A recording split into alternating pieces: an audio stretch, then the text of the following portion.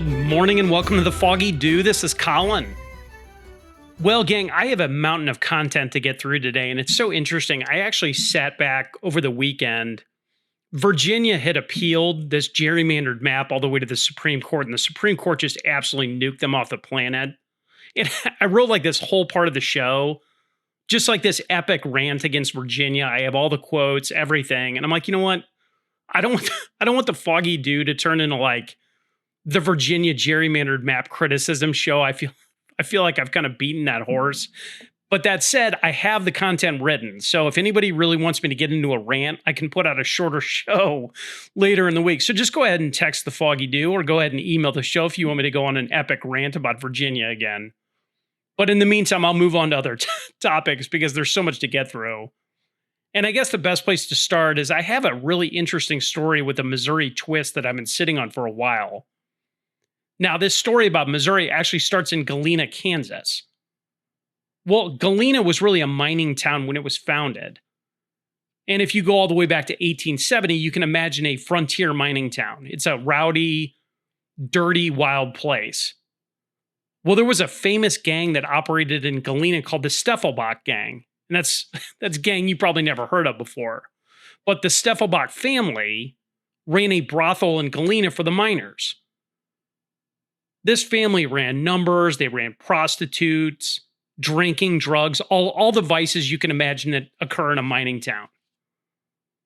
Well, the gang itself was actually run by the mother. So it's the Steffelbach mother was kind of the matron of the family. She was she ran the brothel. She was the madam. Well, her sons then were the muscle for the brothel and the drugs and the numbers and everything that they ran. They're all just basically petty criminals. Well, by 1897, this family graduated to murder. So what occurred was that this drunk gentleman caller ends up going to the brothel. So this guy shows up at their house. And this guy's totally hammered. He's looking to call in a lady of the night at the brothel. Again, totally intoxicated, he became very, very pushy with the sons. And what happened was the sons ended up killing this guy. So the sons dragged this body, they stuffed it in an abandoned mine shaft. Well, not long after that body was found by police. And so what happened was there's no forensic back then, but the Steffenbachs were basically, everybody knew that they did this. So they were suspected of this crime and they were all rounded up. And as they're in court, all of their crimes are being exposed. So the prostitutes and the drugs and the drinking and all of it. Well, ultimately, this entire family was sent to prison. Which, okay, great, that's fine. The Steffenbach family, they all go to prison, that's fine. The problem was that they had a 5-year-old child that did nothing wrong. It was an innocent. And since nobody in the family could care for this 5-year-old child, they ended up giving him up for adoption. And that child was named Charles. So Charles was adopted by the Barger family. And the Bargers lived in a place called Stotts City, Missouri. Stotts, Missouri. City, Missouri. And Stotts City is in the southwest part of Missouri, if you've never heard of it. It's kind of south of where Joplin's at. But that boy, that 5-year-old adopted boy, grew up as Charles Barger from Missouri. Well, in 1918, Barger enlisted in the U.S. Army. He became a gunner in the Army. Well, Barger was in France for the Meuse-Argonne Offensive, and I've talked about that offensive before on the show. That offensive, the Meuse-Argonne Offensive, was the largest ever in U.S. military history. And that offensive, basically when the United States landed, the amount of men and material that the U.S. had broke the Germans' back. Well, Barger here, he's in France, and his regiment had come under heavy fire as the Meuse-Argonne Offensive kicked off. This guy's getting shelled repeatedly. Mustard gas. These guys are living like rats inside of trenches right when they get there, and they're preparing for this massive offensive. Well, after a week of bombardment, members of his regiment were sent forward into no man's land. Basically, what happened is these guys were sent forward to observe German movement before the offensive actually occurred. Well, as these guys go out, the patrols become pinned down in no man's land. And for whatever reason, they sent these men out in the daylight, which makes absolutely no sense. Right? You would normally send these guys out at night, but these patrols were sent out in the middle of the day, and here these guys are, they're pinned down in no man's land. Well, most of the men were able to escape back. They slithered back, crawled back. Well, unfortunately, 2 men had been wounded and they were stuck out there in no man's land. So these guys are too injured to move. They're pinned down by German machine gun fire. Well, as these guys are getting back, they're like, hey, we have 2 guys that are still stuck out there in no man's land. Barger hears this. Barger hears that 2 of his comrades are trapped out in no man's land. Well, Charles Barger and another man named Jesse Funk decided to act. So here's Barger, here's Funk. These guys voluntarily ran 500 yards through heavy machine gun fire with a stretcher. So these guys run out into no man's land. They have a stretcher. They want to rescue their comrades. Well, so what they do is they get out there under heavy machine gun fire. They loaded up the first man onto the stretcher. Well, guess what they did? They ran 500 yards back with a wounded comrade on a stretcher under fire. Well, they weren't done. They went again. So they go out to get the second guy out there. So they run another 500 yards back. Well, as they're rescuing the second guy, they see a third guy. So they're like, oh my God. So they get the second guy, they load him on the stretcher, 500 yards back under heavy fire. They're not done. They went a third time. They went again. So 500 yards there and back to get the third guy. So you have these 2 heroes that knew that their friends were pinned down in no man's land and injured horribly, and they exposed themselves to heavy machine gun fire not once, not twice, 3 times. And try running 500 yards with a stretcher under heavy machine gun fire. Well, I don't know much, but if you do an act like that, you're going to be awarded for it. And Barger and Funk were both awarded the Medal of Honor for that action. And General Pershing himself actually gave the men their Medals of Honor. Well, Barger wasn't done. Charles Barger won more medals than any other U.S. military member in World War I. He won the most medals in World War I by any U.S. soldier. His tally, he won a Medal of Honor, and he won 10 Purple Hearts. 10. He was wounded 10 times. So what that means is that Charles Barger had more medals than Sergeant York when World War I concluded. So this American hero ends up rotating back home to Missouri after World War I. And to be fair, he had a really hard time adjusting when he got back. He struggled to find work. And for a time, Barger was actually a police officer in Kansas City. Working as a police officer in Kansas City, Barger at one point actually took down a bootlegger in Prohibition. So while he's taking down this bootlegger, he gets into a gunfight. The bootlegger pulls a pistol and these guys start exchanging fire. So in that gunfight, Barger was shot 5 times. 5 times. He ended up surviving. So Barger returned fire on the bootlegger after he's been hit 5 times, and he ended up killing the bootlegger. But I guess if you want to look at it more broadly, now at this point, this guy's been shot or hit with shrapnel 15 times. And you would think after being shot that many times, he probably couldn't even walk or do anything, but Barger stayed on the police force for another 12 years. And he finally was drummed out. And at the end of this whole stint with the police, Barger had no money. He had no job. He had no prospects. He was totally wounded. Mentally, he was gone. Barger had mental struggles from all these experiences he had. Terrible experiences. He had PTSD from World War I, the mustard gas. He just had a complete loss of purpose. Well, that loss of purpose took him down a pretty dark road, and he eventually tried suicide. Unfortunately, he slashed his body, tried to burn his house down. Police were actually able to pull him out of the burning house. But about a week later, he succumbed to his injuries. So this American hero, Charles Barger, died aged 44 in Oak Grove, Missouri. And again, here you have the son of a gang member given up for adoption. Horrible background, and this guy ends up becoming a hero. He's the most decorated U.S. soldier in World War I. But you look at all this stuff about a guy like Charles Barger, that you probably never even heard of this guy before, and you look at how much they paid, how much they sacrificed. I mean, just can you even imagine sitting in a trench with mustard gas and shelling for just a week? These guys did it for a year. But the mental toll on the guys that were actually in World War I is just absolutely insane to me. But I guess Charles Barger, thank you so much. You're a real hero. Appreciate everything you did. Thank you for going back and back and back 3 times under heavy machine gun fire to save those men's lives. You're a total hero. Thank you, Charles Barger. So, switching gears, I've been watching very carefully the media meltdown regarding the Supreme Court Voting Rights Act beatdown. And I think media meltdown is the proper adjective for what I'm watching. You hear all this wailing of racism about how Republicans are rigging maps. But the racism spin to me, and I've talked about it on the show before, that is the most disingenuous part to me, calling everybody a racist that disagrees with you. And if you look at the Voting Rights Act itself, and I've talked about it before on the show, this isn't racism, it's actually equality. And of course, none of these people that are crying about racism really believe that. Intellectually, I think if you asked any of these people in their private lives, I think intellectually they know that this Voting Rights Act thing was racial segregation. They have to know that. You can't have special carve-outs for Black Americans to vote. We're all Americans or we're not. So they're crying about racism, but really what they're mad about is the political repercussions to their party. Because the politics is all they care about. It's not, equality is a canard.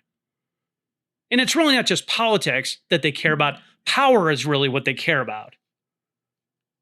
But I think now that we're moving farther away from this decision, the real damage that was inflicted on the Democrat Party is being exposed in real time. And you see it in the response. So the Democrat Party is now looking at losing 19 to 20 racially gerrymandered congressional seats. And 19 to 20 seats from a congressional map, that is a huge number. But it's not just the congressional seats. The numbers get much, much worse when you peel it all back. And you might be asking yourself, how could it get any worse? I mean, they're going to lose 19 to 20 seats, right? How could it get worse? Well, remember that this decision, the Voting Rights Act decision, the callous decision from the Supreme Court, it's not just for national seats. It's not just for Congress. Each state operates its own maps internally for state legislatures.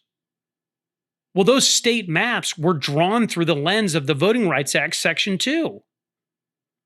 Well, what that means to the layperson is that on top of the 19 to 20 congressional seats, the state legislatures are going to get smoked also because the states are going to have to redraw their maps.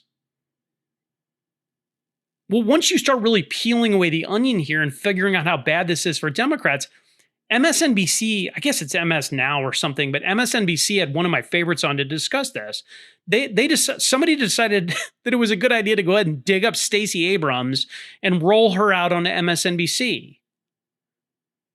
And I guess just even thinking about it, why and how Stacey Abrams is relevant in any way nationally is totally beyond me. But here's Stacey Abrams. Here's Stacey Abrams on these maps. Abrams, quote, "With these new maps, we all know that analysis by Fair Fight and Black Voters Matters show that we could lose 19 to 20 congressional seats, but we could lose up to 191 state legislative seats. And in the South, those state legislators draw city council districts, county commission districts, school board districts, and they draw state legislative lines." End quote. But we could lose up to 191 state legislative seats. That's the story, guys. That is the core of their issue here. 191 state legislature seats on top of the 19 to 20 congressional seats. That is a total political wipeout. And unwittingly or not, Stacey Abrams gave it all away. Because what I can tell you is it's not about race. It never was. What Section 2 of the Voting Rights Act getting struck down, that is an end to racism, and it's an end to artificial map drawing. This is what they care about. And I think more broadly, what you're seeing is that this whole projection of Democrat blue power was always a mirage. This idea that Democrats and Republicans are locked in this 50-50 split across the United States is a total fabrication. It's a provocation. It's a mirage. The Democrat Party over the last 30, 40 years, they had rigged all of the maps and called you a bigot if you noticed what they were doing. And I said it just a minute ago, this is getting worse by the minute for the Democrat Party. Because what's happening is that the gears of the machine are being exposed in real time. And what you're seeing broadly with this entire situation, you are seeing the Democrat apparatus being dismantled. This party had structural setups in our own government where they could wield power. They had racially carved maps. Racially carved maps that was codified into law. They had election week, not day. They have ballot harvesting, ballot curing. Their favorite, mail-in ballots without ID. It's all a scam, man. This whole thing has been carefully constructed. And again, if you noticed what they were doing, you're a bigot. And as I'm sitting here watching this entire just charade being exposed, as this whole thing is being dismantled in real time, the thing that stands out to me, the obvious thing that stands out to me is 81 million votes for Joe Biden. That is a preposterous number. And if I'm being honest and I'm thinking ahead, you're going to learn a lot more about that soon. You're going to learn a lot more about what happened in 2020 because they keep hinting about what's going on with elections and what happened in 2020. There are breadcrumbs being dropped all over the media about 2020 being rigged and stolen. And again, I think you're seeing it happen in real time. 191 legislative seats, 19 to 20 congressional maps or congressional seats knocked out. I've said it before and I'm going to say it again. 2026 is the Alamo for the Democrat Party. Because in 2028, you've got people like Kamala Harris, Gavin Newsom, AOC, a disaster. And in 2030, when the maps get redrawn from the new census, it's terminal for the party. But Stacey Abrams slithering out and giving the game away was not on my bingo card, but I'll take it all day long. Trust me, I'll be watching everything going on with these folks. So a quick hit. This isn't a switching gears. This is a quick hit. I saw a hilarious clip the other day that I wanted to pass along. I laughed out loud at this. And it's funny. I talk about AOC kind of on the periphery. I should talk about her more, but I don't. I don't talk about AOC just because I think she's just kind of like a clown. But to be fair, AOC deserves a lot more scrutiny, more ridicule. And I mentioned I think she's a cartoon. She just strikes me as somebody that's totally immature, makes zero sense. And I guess it's easy for me to sit here and dismiss AOC on a larger stage nationally. But if you really look at AOC, she is a thought leader for the Democrat Party. She is the standard bearer for the Democrat Socialist brand. She's the flavor of the month for that. Because I can promise you, a person like AOC is not somebody that the DNC wants. The DNC probably knows, they have to know this. They know, the DNC knows that AOC is way too far left. She would be totally unpalatable in a general election. But that said, the socialist base absolutely loves this person. She carries the standard for democratic socialism. She's a darling of the left base.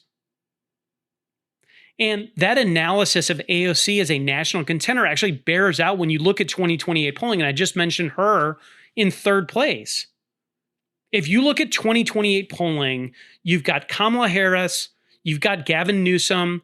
Harris and Newsom are normally one or two in any poll that you want to look at, any serious poll that you want to look at.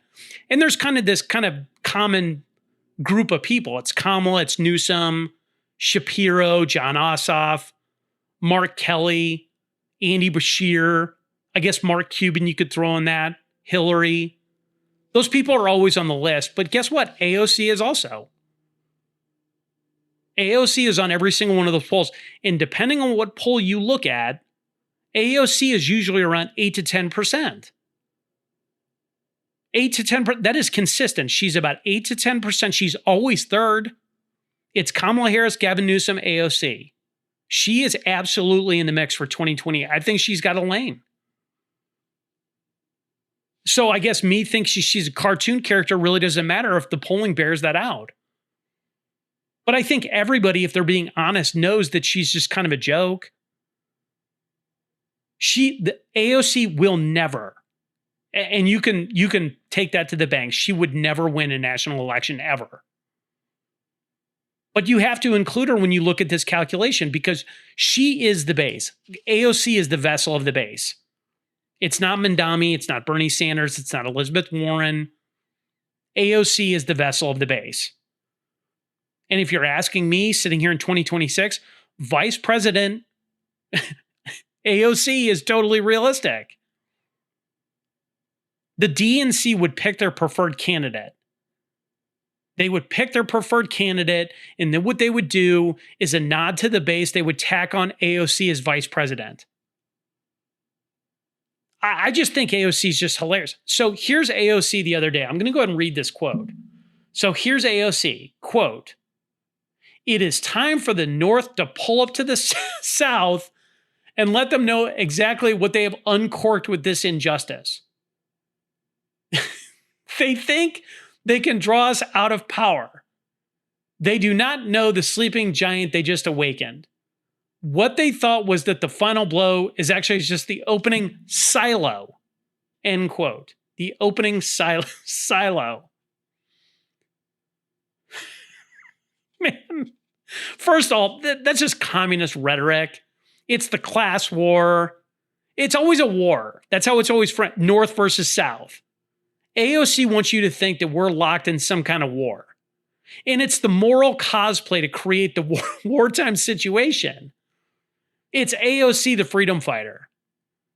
AOC, the freedom fighter, must crush capitalism. But this whole, when she says what they thought was the final blow is actually the opening silo. And I love it. The opening silo is such a great drop. You mean salvo? Beyond the insane screed of North versus South, it's the visual on what she's doing. And again, this is a verbal medium, right? You can't see it. But AOC is sitting here, like if you look at the visual, AOC is sitting here giving a communist pep rally. And what's occurring is she's doing it behind a bulletproof glass wall. And literally this glass wall is like 4 inches thick. So here's AOC, the communist, behind a bulletproof glass wall. It looked like the Pope Mobile. Like, I mean, you couldn't even hit it with an RPG. It's like this insane glass wall. And what this is, it's a prop. This glass wall is 1000% a prop for, this is a prop by a theater kid. Again, it's the cosplay. Does anybody on planet Earth with two brain cells to rub together think that anyone really wants to take out AOC for real? Because I can tell you sitting here, I would be totally excited if AOC ran. I want AOC talking more. I want her talking a lot more. Because every time she opens her mouth, she just inserts her foot all day long, man. To be completely clear, nobody, and I mean nobody, is targeting these people. They want to live in this world where white nationalists are just roaming around in packs like rabid dogs looking to kill Democrats. Nobody is doing that, man. It's totally fake. It's all cosplay. And the cosplay, like even if you go beyond the fact that like she thinks that there's white nationalists roaming around like a pack of wild dogs looking to get after her, what they want to do is they want to act like their words themselves are so damaging to the establishment. What she is saying is so revolutionary that she needs to be protected. That if she isn't protected, that Hitler and the fascist overlords are going to take her out. This is an illusion to a rabid base of people that are locked in the matrix. It's selling a visual of martyrdom. She's selling a vision that she's important, that her words matter. And the funny thing about all of this is the exact same person that goes on mainstream media and tells you that the Donald Trump assassination in Butler was faked. There were 3 attempts on Trump's life. You had Charlie Kirk clipped in broad daylight. Nobody is targeting Democrats in that manner. But all of this with this bulletproof glass is this January 6th narrative. They need January 6th narrative to be real. They have to have this January 6th narrative that everybody in MAGA, everybody in America First is just some gun-toting psycho. That MAGA will stop nothing to shut up AOC the revolutionary. Illusion is the best way to think about what this person is doing. These are theater kids. Everybody that's involved in the fetish that is AOC, these are theater kids. They're not leaders. They're not serious people. They're cosplaying as somebody that's important. It's a total act. And I guess keep it up, AOC, because you're making me laugh. I talked about it the other day. AOC is trying to out-Trump Trump. But trust me, I'll be watching AOC very closely. And you know what? I'm going to talk about her more because I should be talking about her more. She's third in the rankings. She'll be in play for 2028 for the Democrats. It's just awesome. So switching gears, I saw kind of this crazy comment the other day that was just totally bonkers. And a little bit of background before I get into the actual comment. So the California governor's race is currently hot and heavy. It's going on right now. And the California governor's race is going to replace Gavin Newsom. Well, if you look at that race itself, a guy named Eric Swalwell was leading that race for California governor. And Swalwell, I think everybody's aware of this guy. Swalwell is a congressman and just a total creep. But Swalwell, I guess it was like 3 or 4 weeks ago, he was submarined by the Democrat Party. They leaked on him. And I guess the easiest way to look at it is that Swalwell was a liability to the party and they nuked him off the planet. Well, once Swalwell was ejected from the race, the whole field opened up then. Now, there are 5 main candidates left to run for California governor. And before I get into who they are, it's important to understand that California has a very interesting process for selecting a governor. There is no party primary here, meaning it doesn't have to be Democrat versus Republican. What happens in the California governor's race is that the top 2 candidates, regardless of political party, are going to match up. So that could be 2 Democrats, that could be 2 Republicans, whoever's polling higher. It's just whoever the top 2 are after the primary process. Well, on the Republican side, you have Steve Hilton, a name you might know, and then a guy named Chad Bianco. So those are the first 2. The other 3 on the Democrat side, you have Javier Becerra, Tom Steyer, and then Katie Porter. And if you look at the Democrat field, all of those Democrats are very weak. Javier Becerra was an AG. He was in Congress. Becerra worked in HHS under Biden. He is not popular at all in the state of California. They don't like him one bit. And if you move beyond Becerra, you would look at a person like Katie Porter. Katie Porter is an absolute disaster. She was the darling of the left for a long time. She was like a walking soundbite. The left loved her. But Katie Porter has absolutely no lane to win a general.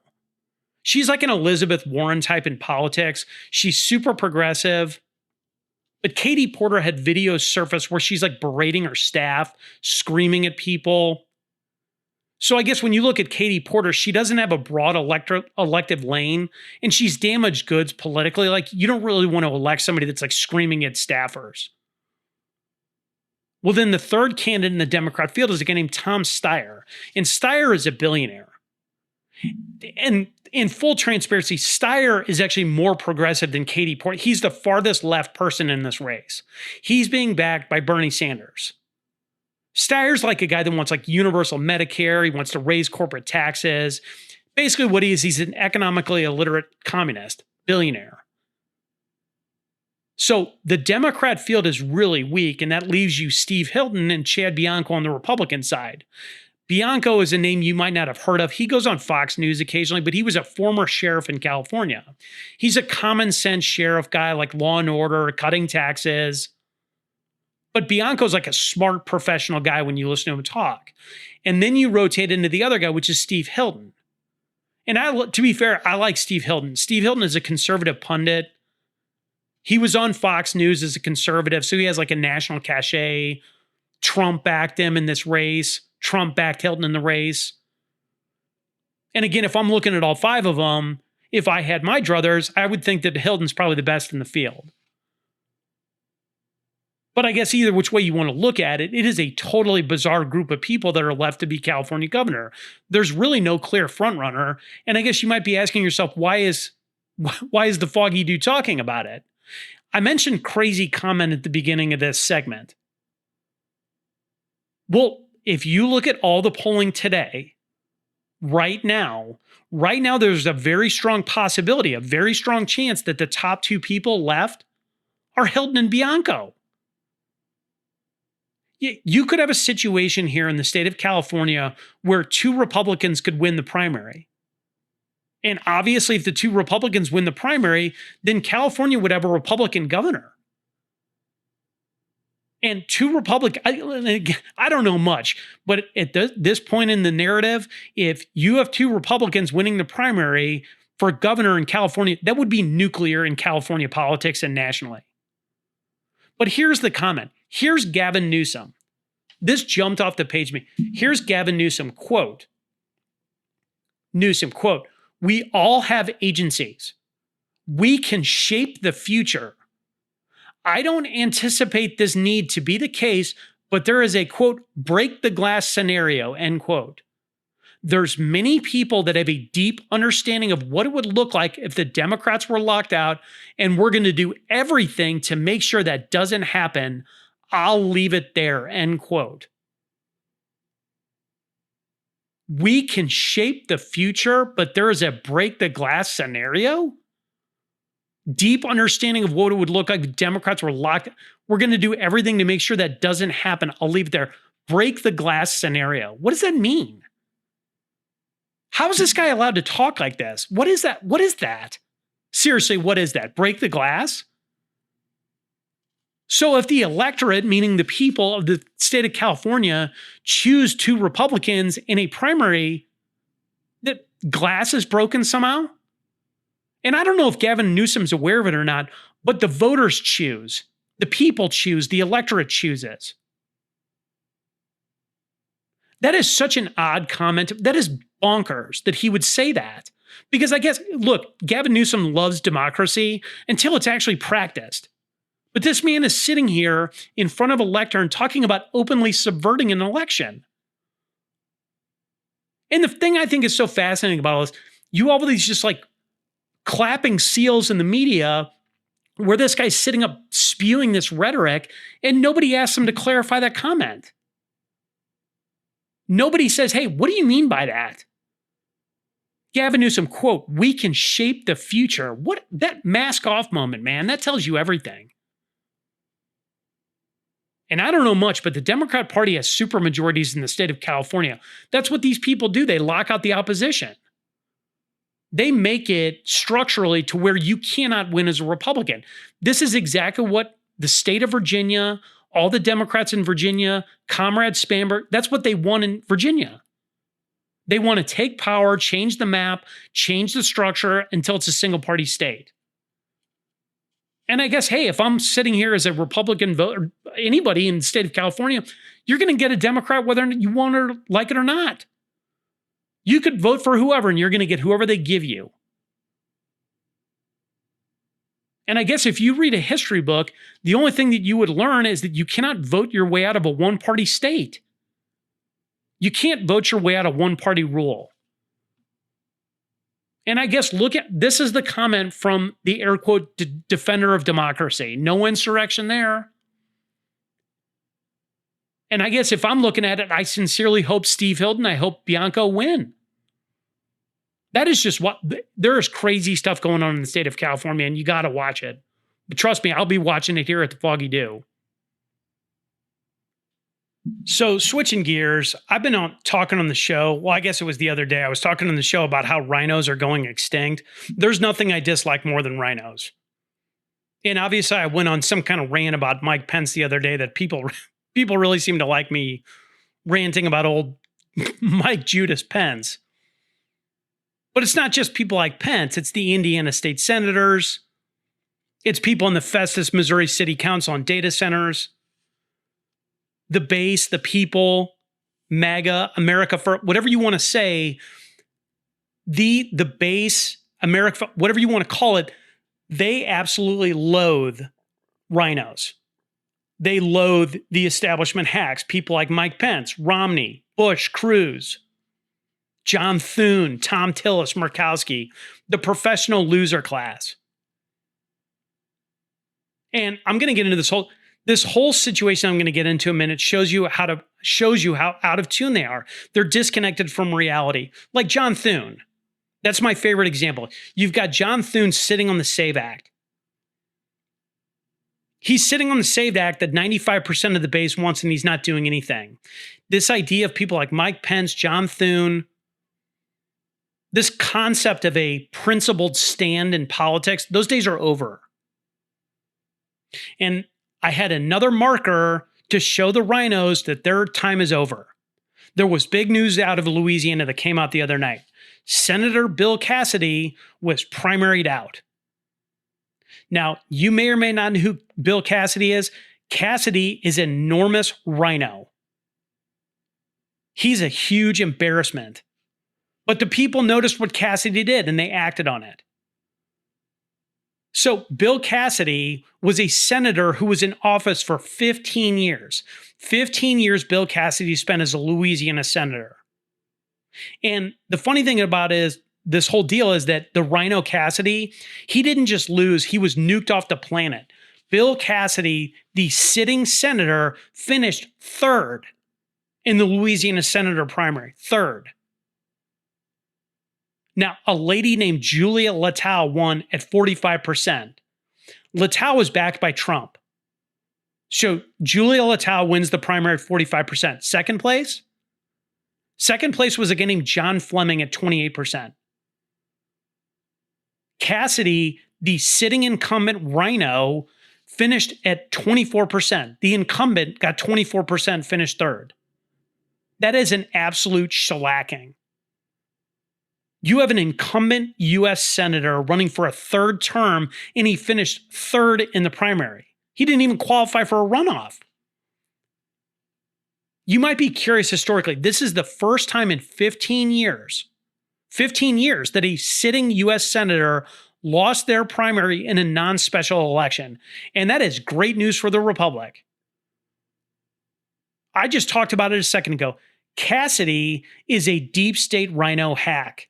He's a notorious rhino, one of the worst. He's a doctor, and he never stops telling you he's a doctor. Well, here's Bill Cassidy, the low taxes, limited government guy, as a doctor. Guess what he was? He was a pro-Obamacare guy, so he wanted socialized medicine. How on any planet can you claim to be a limited government person and then you like Obamacare, which is a massive social program that's run by the government? And again, remember Mike Pence the other day, what Mike Pence talked about the other day. They want to go back to the good old days of what they called limited government and low taxes. Obamacare is the exact opposite of what they say. It's always the inverse of whatever they're doing. Obamacare is big government on steroids. It isn't low taxes. It's a black hole of taxpayer money. And the funny thing about, here's Bill Cassidy, the limited government guy, doesn't want government intervention. And I guess my only point to Bill Cassidy is, and I guess the people in Louisiana know this, remember that whole government shutdown thingy in November, December? Do you remember why we shut the government down? It was to fund Obamacare subsidies because Obamacare failed.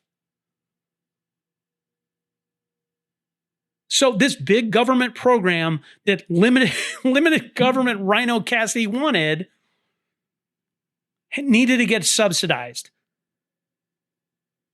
And again, Cassidy, a total fraud conservative, thought Obamacare was great. I said he was a doc. Again, he'll tell you every 2 seconds he's a doctor. This guy was a pro-vaccine COVID hack.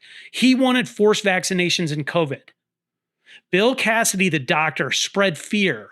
He scared people. His pro-government stance in COVID harmed children materially. Largest reading loss ever. Depression up. Anxiety up. Social distortion for adolescents. It's real conservative to force experimental vaccine on folks against their will. Cassidy's a rhino. He's an intellectual liar, and his fatal mistake, if you look at all this other stuff with Obamacare, the vaccine, all of it, his fatal mistake in Louisiana politics was voting to impeach Trump. Bill Cassidy, the rhino, joined Democrats to impeach a president in his own political party. And back when that occurred, back in 2021, when he was pressed on his decision to impeach Trump, he said, voters will agree with my decision. Well, apparently not, Bill. Back when he did that, Bill Cassidy predicted that Donald Trump's influence would wane. And oh, by the way, Trump was elected 3 years later for president, after everything. So Cassidy's wrong again. He stood in the wrong camp yet again. And to be totally clear, because I hate this whole conversation, this is not about loyalty to Donald Trump. This isn't about loyalty to Donald Trump. That's the funny thing about all this. That's what the liberal media, that's what people like Bill Cassidy, that's what the rhinos don't get. They can't fathom it. What they don't understand, and I've talked about it before, Donald Trump is the vessel of the base. The base didn't want Obamacare. The base didn't want COVID vaccines. And the base certainly didn't need people like Bill Cassidy voting with Democrats to impeach a president that they elected. And if you look at Bill Cassidy, he reminds me a lot of like a Liz Cheney, just this haughty person in politics. You look at like a Liz Cheney that decided to join the January 6th committee. She went opposite of the base. She stuck her thumb in your eye. She went against the base's vessel and Donald Trump, and she got absolutely demolished. Liz Cheney did. She got demolished by Harriet Hageman in Wyoming. Destroyed. It was like 75% to 25%. Cheney was blasted into orbit. Same as Cassidy. This is all really positive news if you want to step back and look at it objectively. The GOP rhinos are being flushed out. They're being exposed for what they are, which is Democrats. I mentioned some of the names: Thune, Mike Johnson, Tom Tillis. These people are all finished. Their careers are over. Their careers are over and they know it. But that's really the problem, right? Because the problem with all this is that they're not going to go peacefully. You have Cassidy that was just smoked into outer space. This guy's still a sitting U.S. senator until his term finishes. They're not even going to swear in the new, whoever ends up winning, they're not even going to swear that person in until January. So you're going to have an anti-Trump rhino named Bill Cassidy who's going to be totally unleashed in his final months in office. He will do everything in his power to harm Donald Trump. He will run on a CNN. He will run on an MSNBC to damage the administration as much as he can. And really what he's doing when he does that, he's harming the base and he's harming the voter. Because a person like Bill Cassidy hates the base. He hates the base. He doesn't care at all. To Bill Cassidy, a person like you and me, we're just the unwashed masses. That's what he thinks of us. This man, Cassidy, has a complex.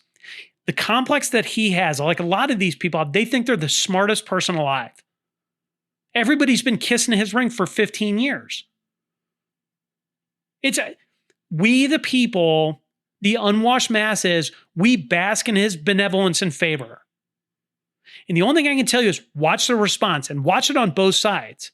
Because here's Bill Cassidy in his concession speech. I got two quotes for you. Here's Rhino Bill Cassidy after he got blown into outer space. Bill Cassidy, quote, "When you participate in democracy, sometimes it doesn't turn out the way you want it to. But you don't pout. You don't whine. You don't claim the election was stolen," end quote. So he's obviously jabbing at Trump there. He kept going. Here's Bill Cassidy, another one. Quote, "Let me just set the record straight. Our country is not about one individual. It is about the welfare of all Americans, and it is about our Constitution. And it is the welfare of my people and my state and my country and my Constitution to which I am loyal. And if someone doesn't understand that and attempts to control others, using the levers of power. They're about serving themselves. They're not about serving us. And that person is not qualified to be a leader, end quote. This guy is a total narcissist. My people, my state, my country, my constitution. His it is in full display when he's puking up at the lectern. This guy doesn't get it. He's stuck in politics 20 years ago. And the funny thing, that's two different quotes where he's sitting there throwing shade at Donald Trump. The guy has Trump derangement syndrome. He hates the base. But the thing I think is so interesting about a person like Bill Cassidy, this guy in the run-up to this primary thought he was untouchable. He hitched his wagon to the wrong crowd. He hitched his wagon to the Bushes, the Pences, the McConnells, the Murkowskis, Romney, because he thought his rhino pals in the RNC would save him. And I mentioned it the other day. All of these people are Democrats. They are. And the liberal media loves talking to these people because like, oh, this big-time Republican, Mike Pence, this big-time Republican, this principled conservative doesn't even like Donald Trump. These people are Democrats. They just haven't put on the jersey yet. They have Trump derangement syndrome. They hate the base. Wolves in sheep's clothing is the easiest way to think about this. Always watch the response on both sides. Because you've seen it in the Virginia thing, all this. If a person like Barack Obama is upset, that's a good thing. right? If Hakeem Jeffries, Kamala Harris, if they're mad, that's a good thing. And I guess conversely, if they're happy, that's bad for you. Here's Mitt Romney on this. Again, always watch the. Here's Mitt Romney. Someone dug up Mitt Romney to get his 2 cents on that. He slithered out of his rock. Here's Romney, quote, this is Mitt Romney, the scumbag. Quote, the Senate to now lose an exceptionally brilliant mind and creative mind and a doctor who chairs healthcare and a person of character. Bill Cassidy's departure is a loss for the country, end quote. So here's Mitt Romney, who slithers out from under his rock to chime in with that tripe. So I guess the point is, based on my response rubric, Mitt Romney's sad, so that means great news for you. Because Mitt Romney is the chief rhino. He's one of the worst. And anybody that thinks that this is a conservative show, that I'm some like diehard Trumper or whatever, I don't like any of these people. Bill Cassidy gone, good riddance. One rhino at a time. Our politics is changing over, and that's a wonderful thing for a bright future. Trust me, I'll be watching it very closely. So I'm going to do a switch in gears on you. I did have one last topic I wanted to get to. I am actually going to be out of town Tuesday and Wednesday night. I get back Thursday, but we have a bunch of personal stuff to attend to Thursday and Friday. And the only thing I can say about the personal things is just F cancer. It's just, I really just, everybody that's afflicted by it, I pray for. And it's really tough. So this is probably going to be the only show this week. So I'll go ahead and make it a little bit longer. I'll go one extra segment. I have all this content written, so I'll just go ahead and go through it. But I guess to kick this off, it's always interesting to me to read about people from humble beginnings. And like I talked about at the beginning of the episode with Charles Barger, I think it's so fascinating. And that's the thing that's so amazing about America, is that you can have people from very humble beginnings that become heroes. And I guess Henry Irwin is a guy like that. Now, who is Henry Irwin? Well, Irwin was born in 1921. Irwin was born into abject poverty in Alabama, and he grew up dirt poor, lost his father at an early age. But what Irwin did have was a deep faith in God. And I guess you can probably infer that, like most men in that bracket that were born in 21, Irwin's time came in World War II. So here's Irwin. He ended up joining the Army Reserve in 1941 as the U.S. is preparing for war. Irwin wanted to be a pilot. So here's this poor kid. He wants to be a pilot. Unfortunately for him, he wasn't any good at being a pilot. So Irwin basically almost right away was washed out of flight school for, quote, flying deficiency. Well, the guy loved aviation, so he wanted to stay close to it. So he trained as a radio operator and a plane mechanic. Well, what happened as he progressed, he was ultimately assigned to a thing called the 52nd Bombing Squadron. But in 1945, His number was called and the 52nd Bombing Squadron was assigned to the Pacific. Now, Irwin, who was called Red by his crewmates, was very, very active in World War II. His squad was tasked with bombing runs on the Japanese mainland. And in those runs, Irwin Red, he earned 2 air medals in those runs bombing the Japanese homeland. Well, finally, on April 12th, 1945, Red was the radio operator of a B-29 superfortress, and that superfortress was called the City of Los Angeles. Well, so the City of Los Angeles was tasked with bombing this chemical plant that was like south of Tokyo. And you got to understand, each man on a superfortress has multiple roles. Like if you're a radio operator, you probably man a gun too. But each man has multiple roles on a superfortress bomber. Well, beyond being a radio operator, Red was also tasked with another job, and his secondary job was to drop a phosphorus smoke bomb. So this guy's supposed to drop these phosphorus smoke bombs. Those bombs were supposed to be released at like a rally point. So all the superfortresses would see the phosphorus smoke, they would go to the rally point, and then they would start their run. So they get close to the bombing site, and Red is given the order by the bombardier to drop the phosphorus bomb. Go ahead and release it. Let's get to the rally point. Let's go. So Irwin, Red, pulls the pin and drops the phosphorus bomb.